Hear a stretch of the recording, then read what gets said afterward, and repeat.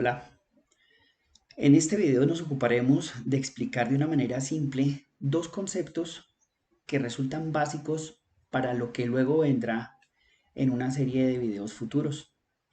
El primero de esos conceptos es el de derecho sustancial, el otro el de derecho procesal. En cuanto al primero, en cuanto al primero, la doctrina nos explica que derecho sustancial es todo ese conjunto de normas, de comportamiento, de conducta humana. ¿Para qué? Para garantizar el goce de los bienes de la vida. Es decir, para que quien tiene la calidad de propietario de una finca, de un apartamento, de una casa, de un vehículo automotor, pues le sea respetado ese derecho de propiedad. ¿Para qué? Para que nadie se le arrebate. Para que ningún usurpador, por ejemplo, desvíe el cauce de las aguas de paso. O, por ejemplo, para que el vecino del predio no corra la cerca para quitarle tierra a su vecino. Es necesario regular siempre esa conducta.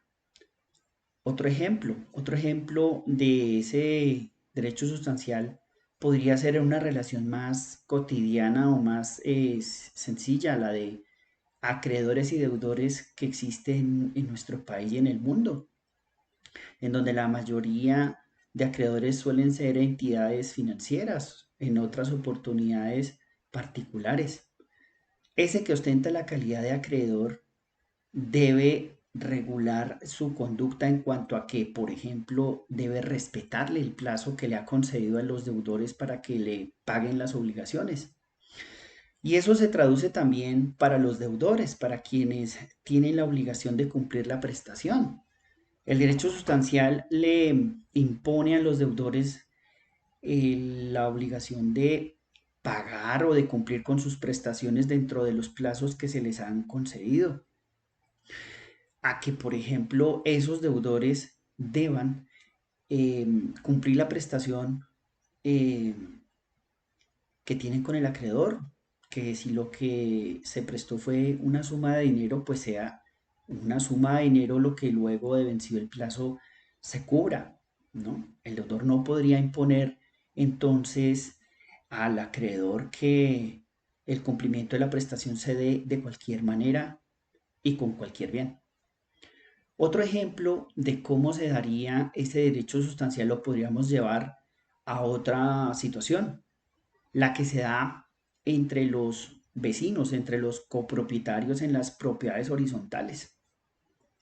Por el hecho de habitar en esa forma de copropiedad, pues el normativo impone obligaciones tales como que quien sea propietario cumpla las cuotas ordinarias y extraordinarias de administración para poder continuar el funcionamiento del conjunto en cuanto a la vigilancia, al mantenimiento de áreas comunes, etcétera. Aquel que adquiere un apartamento o una casa en un conjunto o en un edificio sometido a ese régimen, pues debe saber de entrada que tiene que cumplir con esas prestaciones. Que si en asamblea por mayoría se determinó el valor de una suma de dinero para una cuota ordinaria, pues se debe cumplir. No cumplirla, veremos luego, puede implicar luego la aparición del derecho procesal. Otro ejemplo de cómo se daría ese derecho sustancial lo podríamos llevar a otra relación, la que se da entre vendedor y comprador en las relaciones comerciales, como aquel que adquiere un artículo electrónico, un celular, una tableta, un computador portátil, una prenda de vestir, etc. El derecho sustancial le impone a quien fabricó y quien luego comercializó el producto o vendió el producto para cumplir con un deber que es de garantía, ¿cierto? Que el artículo electrónico que me garantizan, estoy comprando, tiene una cobertura de 1 año o 2 años en cuanto a su normal funcionamiento. Que yo haya comprado el portátil hoy y que mañana ya no encienda o que mañana ya no funcione su sistema operativo, etcétera, pues implica para mí la posibilidad de pedirle a quien me vendió el computador que solucione el problema o que me cambie el producto como establece el Estatuto del Consumidor luego. Otro ejemplo de cómo se daría ese cumplimiento de normas de derecho sustancial lo podríamos llevar a las relaciones familiares. Caso típico, el de padres e hijos. Aquel que se convirtió en padre por decisión propia y aquella que decidió ser madre, engendrar vida, deben saber que esa calidad genera para ellos unas obligaciones: el cuidado, la recreación, la obligación alimentaria para con los hijos, que cubre por supuesto educación, sustento, vestido, etcétera, etcétera.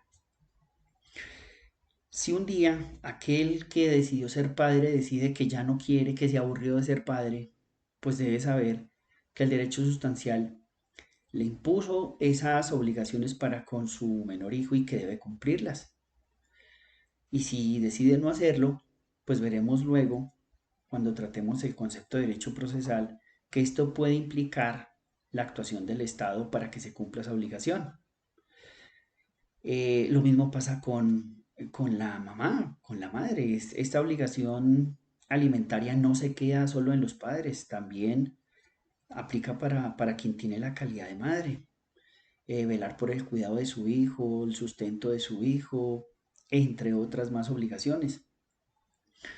Y vemos luego más ejemplos de cómo se aplica el derecho sustancial. Un ejemplo que es terrible, pero que se ve en la realidad, se da con esa relación entre familiares, especialmente entre padres e hijos cuando hay patrimonios considerables y el hijo en su afán de heredar, ¿no?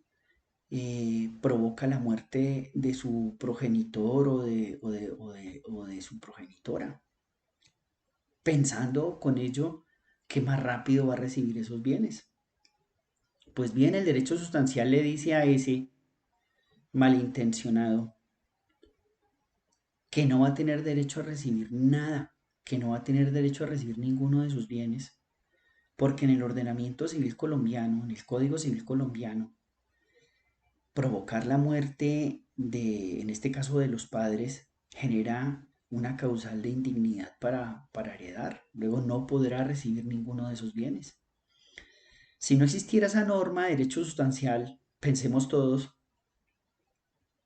cuál sería el comportamiento de los hijos que el único afecto que tienen es por lo material. No habría orden en ese sentido. Habría caos en la sociedad. Y así, con estos ejemplos, vemos cómo el derecho sustancial cumple un fin primordial. ¿Cuál es ese fin? Pues sencillo: evitar, evitar o precaver, como lo define la doctrina, eh, la existencia o el surgimiento de conflictos en la sociedad. Es decir, lo que se busca con ello es evitar que los individuos se busquen imponer frente a otros de cualquier manera y a cualquier costo.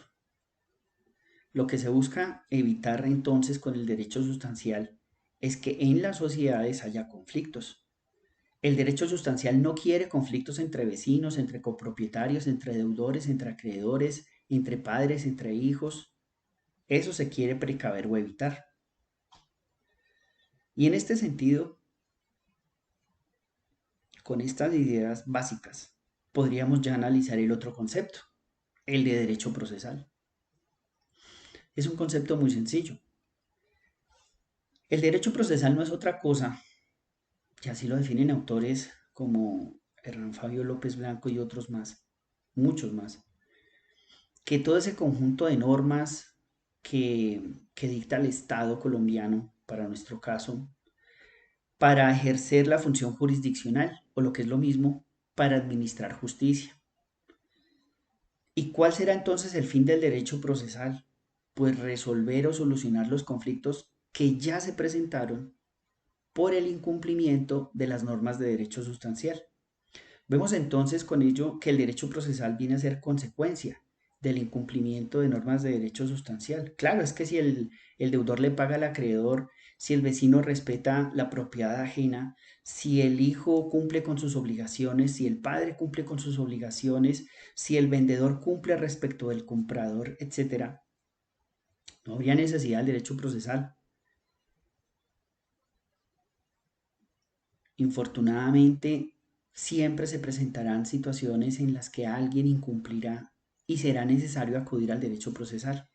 Y será necesario, por tanto, acudir al Estado colombiano a través de su aparato jurisdiccional. En el ordenamiento, la todavía ley estatutaria de la Administración de Justicia, la ley 270 de 1996, en su primer artículo, nos define a la Administración de Justicia como parte de la función pública que cumple el Estado, que le encargan la Constitución y la ley para hacer efectivos derechos, garantías, libertades consagradas en ellas. Todo esto para mantener la convivencia social y la concordia nacional. Todo esto se resume entonces en que el derecho procesal viene a actuar, para entenderlo de una manera muy sencilla, como un bombero. Viene a apagar ese incendio que se provocó con el incumplimiento de las normas de derecho sustancial. Así tenemos, por ejemplo, que la Ley de Infancia y Adolescencia y el Código Civil colombiano amparan los derechos de los menores hijos a través de los procesos ejecutivos de alimentos para obligar a ese padre que no quiere suministrar esos alimentos. Así tenemos, por ejemplo, que la Ley 1480 del 2011, por allá en los artículos 20 y 58 y demás, establecen para aquel consumidor afectado con el producto defectuoso que le vendieron la posibilidad de acudir a los jueces o autoridades administrativas como a la Superintendencia de Industria y Comercio en ejercicio de función jurisdiccional para poder reclamar el cumplimiento de la responsabilidad del que le vendió el producto defectuoso. Así tenemos, por ejemplo, también que en ese futuro proceso de sucesión en el que se busca adjudicar el patrimonio del que falleció, será posible pedir que a ese heredero desalmado que provocó la muerte de sus padres se le declare indigno para suceder y entonces no se le adjudique ningún bien. Así entonces, espero que estos dos conceptos de derecho sustancial y procesal hayan quedado claros para todos y nos vemos luego en un próximo video.